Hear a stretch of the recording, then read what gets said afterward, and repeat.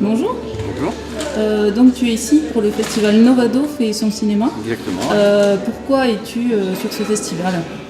Parce que l'idée me plaisait, que oui, c'est pourquoi pas. D'accord. Et donc en fait ce que tu dois faire sur ce festival c'est quoi exactement? En fait on regarde des films et puis après on débat sur objectivement sur qu'est-ce qu'il y a bien, ce qu'il n'y a pas bien. D'accord. Donc vous primez un film. Exactement. C'est ça. Sur combien de films? 5 films. J'ai beaucoup aimé le film, notamment certaines scènes très marquantes comme les émeutes dans la ville avec les machines qui sont assez monstrueuses. Quand même, on traite vraiment la société comme un déchet. Ils ont même plus de respect envers les habitants qu'ils nourrissent avec eux-mêmes, qu'ils jettent. En fait, ils s'en fichent totalement de la population. On voit que la société ne peut aller nulle part comme ça. Oui, c'est une société très moderne en fait. Moi, j'ai vraiment trouvé ce film enthousiasmant. Je trouve que c'est un film qui est très très intéressant par son univers. D'ailleurs, je trouve que ça fait beaucoup penser à du Boris Vian, notamment la scène des émeutes.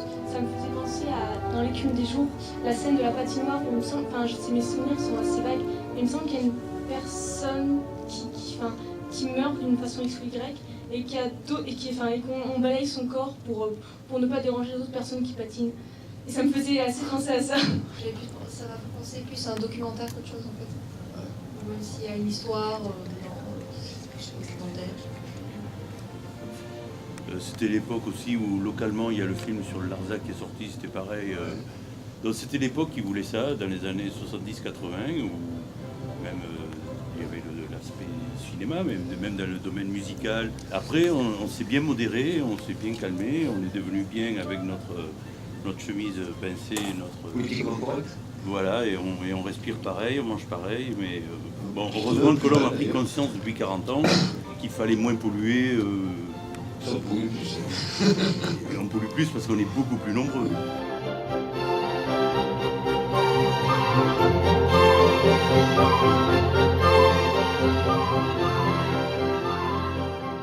Après, je sais pas si c'est le ton par rapport à celui de Verhoeven, il est plus...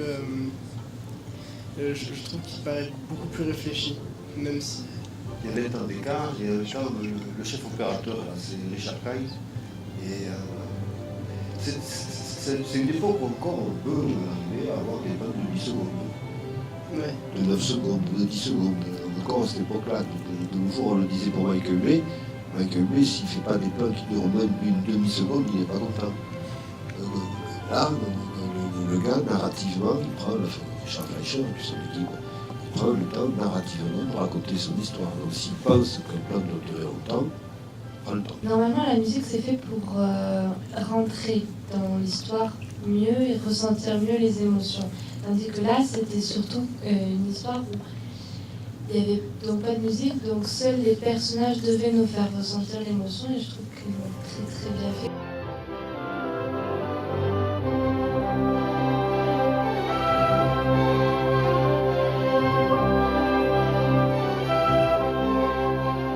Du fait qu'il soit pasteur et qu'il parle bien, les gens l'écoutent et c'est très facile pour lui d'arriver à ses fins.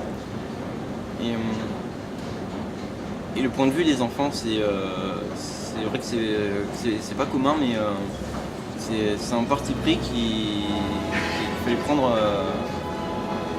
qu'il fallait oser quand même, parce que c'est pas courant normalement, surtout il y a plus de 60 ans de prendre les personnages principaux, de prendre des enfants comme personnages principaux d'un film. Et ils sont bien débrouillés quand même. Il s'appelle Robert Mitchum, l'acteur principal. C'est assez compliqué de retenir son nom, mais c'est vrai qu'il est mort il y a longtemps. Je crois que son dernier film c'était L'Edman de Jim Jarmusch. Alors ça remonte au final qu'est-ce que Starship Trooper, parce que j'ai aimé son sarcasme et la critique des États-Unis qu'il faisait. Soleil vert, parce que Soleil vert, c'est vachement plus travaillé que les autres films et que c'est vachement... c'est très dramatique et assez horrible sur la façon dont il voyait le futur, surtout en 2020, mais je trouve qu'ils sont pas très loin de la réalité aussi d'une certaine manière. Et je trouve qu'il est magnifique ce film. Le film que je prime est Soleil Vert, car c'est un film qui dégage beaucoup d'émotions. Le message qu'il délivre est déconcertant et intemporel. Il déborde de cynisme et n'a jamais été autant d'actualité, car nous regardons régulièrement des reportages chocs sur l'alimentation, la raréfaction des ressources naturelles ou les débats virulents sur l'euthanasie qui ont lieu régulièrement. Tous ces éléments sont autant de détails percevables tout le long du film et qui font de lui un brillant film d'anticipation et extrêmement réaliste. Soleil Vert. Principalement parce que c'est un film extrêmement réaliste, qui présente des sujets d'actualité, encore plus de nos jours, parce qu'il a été fait il y a 40 ans. Et d'autant plus son message, mais vraiment la manière dont il a été fait, c'est viscéral, autant pour les plans, l'éclairage, le cadrage. Et on sent vraiment que, même s'il n'y a pas vraiment eu beaucoup de budget derrière, c'est une œuvre qui tenait vraiment beaucoup à cœur de réalisateur et tout le reste de l'équipe de production. Soleil Vert. Pour la mort de Sol particulièrement, c'est un passage important du film et qui m'a beaucoup plu. Pour le jeu d'acteur de Charlton Heston, qui est vraiment excellent. Et j'ai aussi beaucoup apprécié tous les plans qui résultent de faire passer un sentiment, qui sont vraiment très bons et tous très bien réfléchis. J'ai choisi Starship Troopers, tout simplement parce que bon, c'est mon genre de film. Puis bon, c'est un peu gore, bon, et ça se passe dans la guerre, donc forcément c'est un peu gore. Mais du coup j'aime bien. Puis bon, les créatures, je trouve qu'elles étaient super bien faites, ainsi que les vaisseaux, même pour maintenant. Puis bon, les créatures c'était un peu mon style. Starship Troopers, parce que je trouve que la réalisation a été excellente. Surtout pour son époque, puisqu'il date de 1998, je crois. J'ai trouvé les personnages attachants, et puis en plus, les films de science-fiction sont les films que je préfère, donc voilà, c'est pour ça que j'ai choisi ce film. Soleil Vert comme film, parce que je trouvais qu'il était intéressant au niveau des questions de société qu'il abordait. Soleil Vert, parce que l'atmosphère du film me plaisait. Et que les acteurs étaient relativement bons. J'ai aimé la critique aussi et la place de la femme dans la société et de la famille aussi. Soleil Vert, j'aime beaucoup son message, à la fois sans espoir et en même temps on ne sait pas trop si l'humanité se relèvera après cette découverte, après on voit cette société, on a du mal à s'imaginer que c'est peut-être la nôtre. J'ai aussi beaucoup aimé la réalisation, certains cadres. L'époque est aussi intéressante, ça fait penser à d'autres réalisateurs, à d'autres films. Et voilà, j'ai cette fin, ce message écologique aussi. Voilà, ça m'a vraiment plu. Crème de la crème, parce que c'est un film qui m'a beaucoup plu, qui correspond plus à mes critères de film que je regarde tous les jours. À part les quelques passages qui auraient pu ne pas être montrés, mais après c'est un film dans l'ensemble qui m'a beaucoup plu.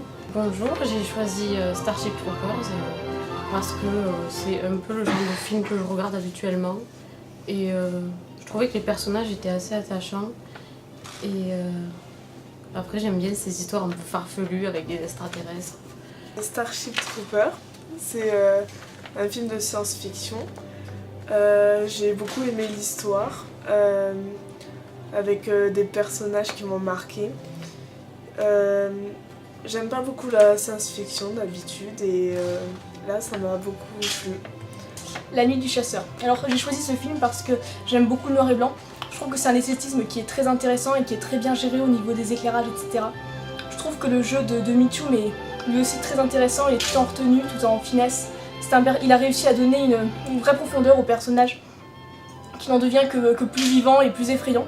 Et je trouve que ce qui est incroyable aussi, c'est de constater à quel point 60 ans après, le film n'a pas pris une ride, l'émotion est toujours là, il y a toujours autant de suspense et on se demande encore mais enfin, qu'est-ce qui fait la magie de ce film, parce que c'est vraiment un film qui est magique.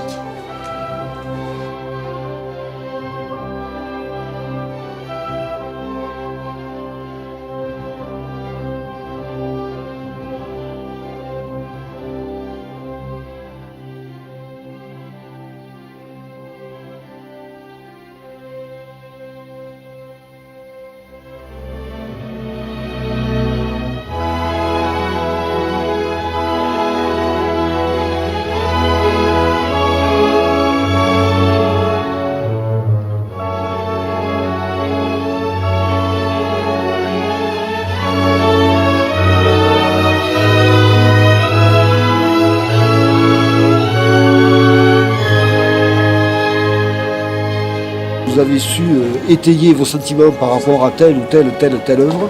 Franchement, il n'y a rien à dire. Bravo, sincèrement bravo.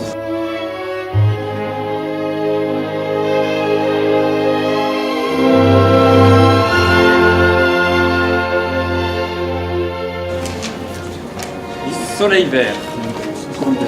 Starship Troopers. Soleil vert. Soleil vert. Soleil vert. Soylent Green. Oui, Soleil vert. Je n'ai pas la classe. Starship Troopers. Starship Troopers.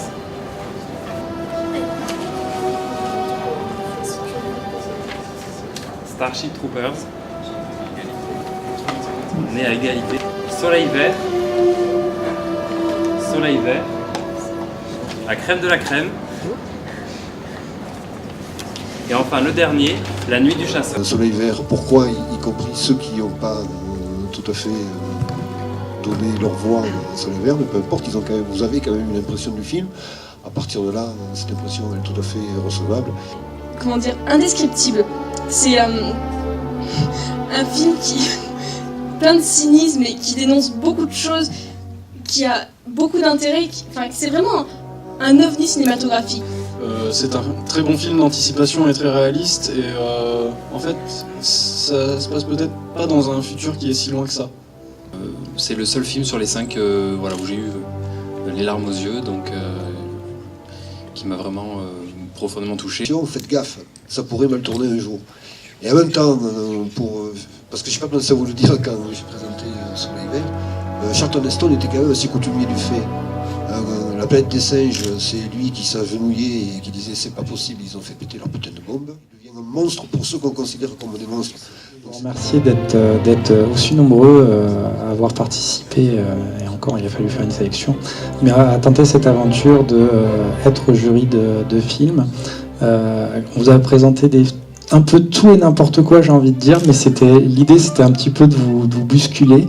Et les quelques témoignages que j'ai entendus de votre part, je les ai trouvés très pertinents. Donc, même si vous dites que vous n'avez plus rien à dire, vous avez dit l'essentiel avant. Donc, il ne s'agit pas de prendre la parole indéfiniment. Je pense que vous êtes allé à l'essentiel de ce que vous pensiez du film. Et à chaque fois, vous avez eu des beaux propos. Merci d'avoir été là. Merci de penser et merci de vous exprimer.